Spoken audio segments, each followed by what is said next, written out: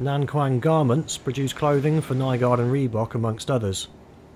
On the 4th of August 2011, 500 workers at the factory went on strike in protest of the company's ill treatment of its employees. The factory employs underage girls, a claim substantiated by the admission of a 15-year-old worker we met outside the factory. Nicole is 15 years old. She's 15 years old, and she works in the factory? Yeah. Okay. She pay per month $30. Paid per month $30? Yeah. Can we see her identity card on the camera? Can we see your card? They illegally take these girls on in exchange for cheaper labour costs. The grateful teenagers forgo their transport allowance, work long hours of overtime, and accept a pitiful wage. The factory reportedly forces workers to do overtime, typically demanding between 10 and 12 hours a day, 6 days a week. Some normally he works for 1 day, he works 8 hours, but normally she overtime until 4 hours more. 4 more hours. So she works 12 hours a day. 12 hours. The factory does not provide any paid sick leave. They demand that sick workers continue to come to work. This obviously hinders the recovery of the afflicted worker and encourages the spread of disease. The factory reportedly discriminates against pregnant workers. It recently dismissed 2 women for becoming pregnant to avoid paying for their maternity leave. These women now have no source of income with which to support themselves through pregnancy and to provide for their children.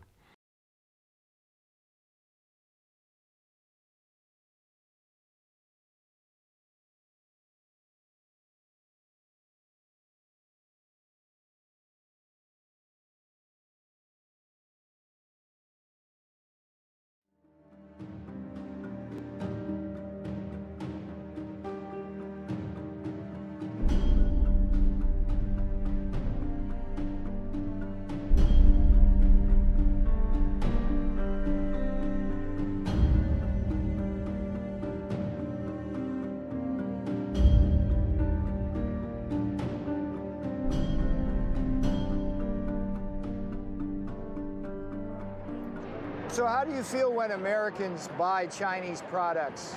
I feel really bad because, you know, what happened is not just America buying a Chinese product, which is American people losing their jobs.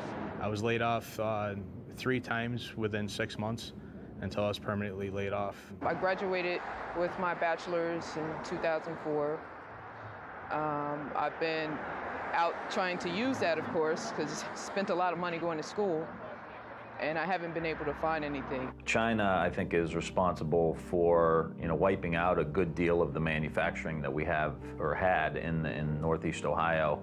And I think that is continuing as they continue to manipulate their currency, as they continue to not have the level of workplace safety or environmental or health standards that we have here in the United States. So we've seen our whole manufacturing base uproot and replant in a place where you can commit crimes against workers and just go out to dinner that night. So when a large company decides to move its production offshore and it closes a factory in a city or town in the United States, that basically leaves, it's like a black hole. Suddenly that factory just disappears and everything else goes down with it. Jobs disappear, and the way the economy is going right now, it's tough to find a job. I just recently finished graduate school, and even coming out with that, it's still hard to find one. Some of the workers at companies, literally their last act at the factory was to unbolt the machine and load it up to be shipped off to China. I even talked to a fellow down there. They wanted to send him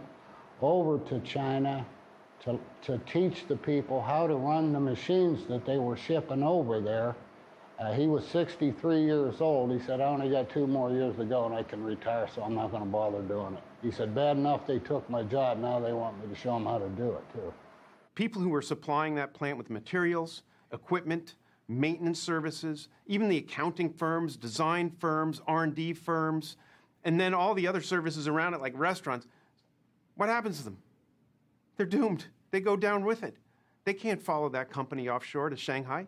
It's difficult to be unemployed because you have a mortgage and you have your regular bills you have to pay. You have to pay for a car and you have to put food on the table. And when you have just a small amount of money from the state coming in, sometimes it's hard to make it. I'm trying to get food. Like, that's what I'm here for. I mean, this is not just unemployment line. This is for people who are hungry, and I'm hungry. And it just really is unfair that, you know, being in a country as great as the United States, to have our people struggling the way they are, to not find what is just common. You work, that's what you do. And for them not to find that month after month after month, it just doesn't make sense to me yet. I don't know if it's the president. I don't know if it's the... Honestly, I don't know who to point the blame to. If we talk about who's to blame, I think partially our own government. Our government should be doing something. They could have stepped in, I think, a long time ago. Please hear us and please understand that companies like this are special. Small companies are what makes America. And unless somebody does something about unrestricted importing, you're going to lose the rest of us, too.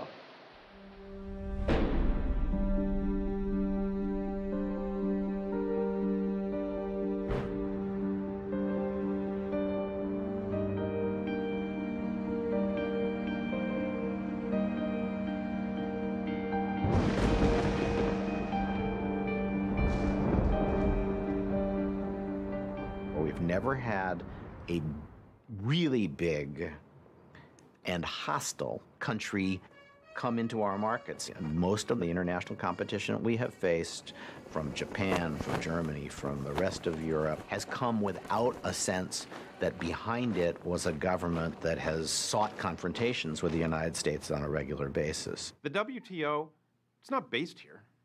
I mean, who in the United States is on the WTO? Does anybody know?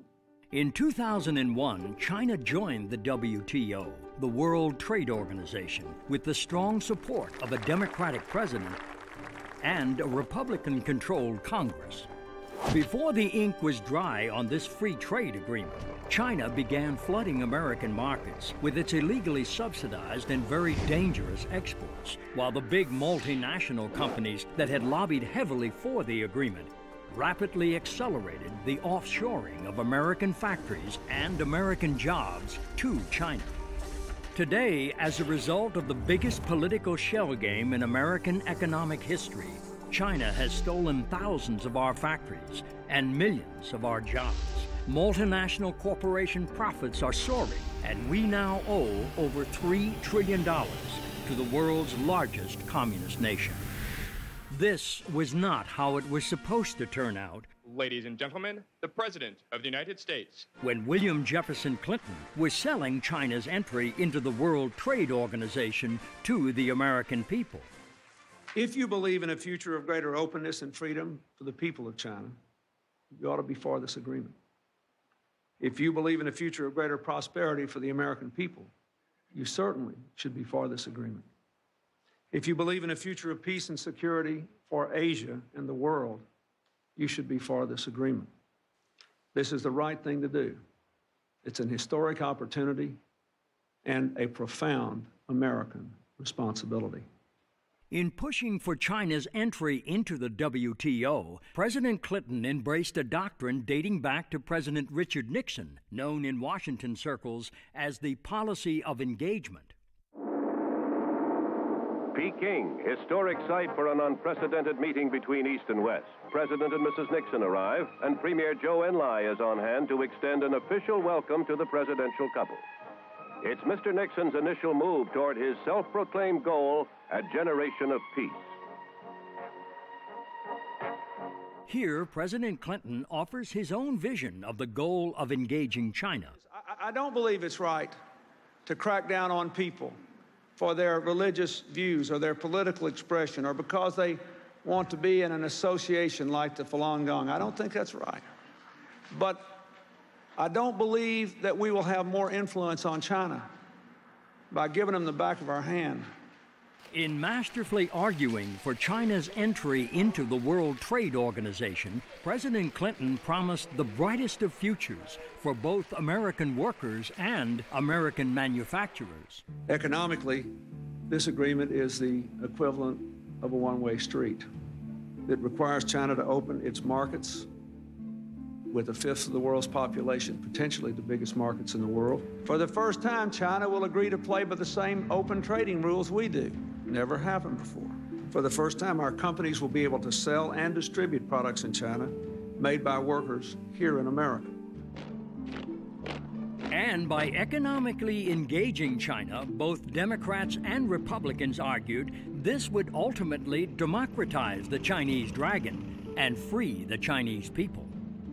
We have waged an intense battle in support of an important principle, and that is freedom. And the people of China and the citizens of the United States will benefit enormously. After the victory vote, the Republican House Majority Leaders would celebrate the bipartisan victory with the cracking open of a ceremonial fortune cookie. Not very good at these things.